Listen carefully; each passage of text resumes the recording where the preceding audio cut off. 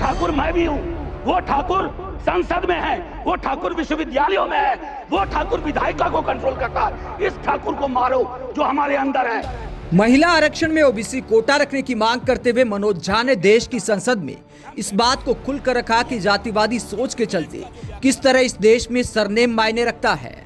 मेरा सरनेम एक प्रिविलेज है, नीरज भाई का सरनेम एक प्रिविलेज है। हमारे सरनेम ने हमें प्रिविलेज दिए हैं।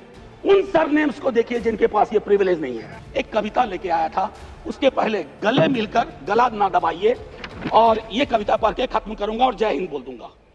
ये ओम प्रकाश वाल्मीकि जी का है। इसमें जो प्रतीक हैं वो किसी जाति विशेष के लिए नहीं है, क्योंकि हम सब के अंदर एक ठाकुर है जो न्यायालयों में बैठा हुआ है, विश्वविद्यालयों में बैठा हुआ है, संसद की दहलीज को वो चेक करता है। तो कविता कुछ यूं है, चूल्हा मिट्टी का, मिट्टी तालाब, तालाब ठाकुर का, भूख रोटी की, रोटी बाजरे की, बाजार खेत का, खेत ठाकुर का, बैल ठाकुर का, हल ठाकुर का, हल की मूठ पर हथेली अपनी, फसल ठाकुर का, कुआं ठाकुर का, पानी ठाकुर का, खेत खलिहान ठाकुर के, गली मोहल्ले ठाकुर के, फिर अपना क्या, गांव, देश, शहर। और मैं फिर से क्लैरिफाई करता हूं, वो ठाकुर मैं भी हूं, वो ठाकुर संसद में है, वो ठाकुर विश्वविद्यालयों में है, वो ठाकुर विधायिका को कंट्रोल करता है। इस ठाकुर को मारो जो हमारे अंदर है। मनोज झा ने कहा कि भगवतिया देवी या फूलन देवी जैसी महिलाओं को संसद में लाना है तो ओबीसी कोटा जरूरी है।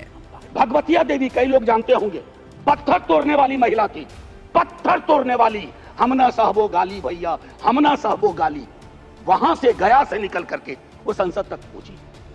क्या उसके बाद भगवतिया देवी आ पाई, फूलन देवी आ पाई? वो इसलिए नहीं आ पाई कि हम आपको दोष नहीं देते हैं, हमारी व्यवस्थाएं संवेदन शून्य है। मैं तो आग्रह करूंगा तमाम साथियों को, आप किसी भी दल में हो, आज एक बार उससे बाहर निकल करके सोचिए। ये ऐतिहासिक क्षण सचमुच ऐतिहासिक होगा अगर हमने आज इतिहास को व्यापक कैनवस पर देखा, जो प्रधानमंत्री जी कहते हैं। और प्रधानमंत्री जी की कथनी और करनी में फासला नहीं होना चाहिए, और यह फासला इसलिए नहीं होना चाहिए कि बड़े दूर फासले पे लोग खड़े हैं, अत्यंत पिछड़ी जातियों के लोग। मैडम, आप अगर आपके माध्यम से मेरी बात पहुंच रही हो तो आज मैं आग्रह करूंगा तमाम साथियों से, चिंता न करिए दलीय व्हिप की। दलीय व्हिप समाज की व्यवस्था पे भारी होना चाहिए, इसलिए मैंने कहा समर्थन विरोध नहीं। आज भी मौका है इसको सेलेक्ट कमेटी में भेज करके एससी एसटी और ओबीसी को इनकॉर्पोरेट किया जाए। नहीं, आज हम नहीं करेंगे, हम ऐतिहासिक गुनहगार होंगे। मैं यकीन के साथ कहता हूं, बाहर लोग वॉच कर रहे हैं, कहेंगे कि तुमने क्या किया। ये व्यवस्था ऐसे नहीं बदली जाती है। मनोज झा ने कहा कि अगर ओबीसी कोटा नहीं रखा गया तो फिर एक खास वर्ग की महिलाएं ही सांसद बन पाएंगी, देश के वंचित वर्ग को फायदा नहीं हो पाएगा। मनोज झा ने कहा कि पीएम मोदी को अगर अपने कहे का मान रखना है तो फिर 33% आरक्षण में 33% आरक्षण ओबीसी समाज के लिए भी रखा जाए।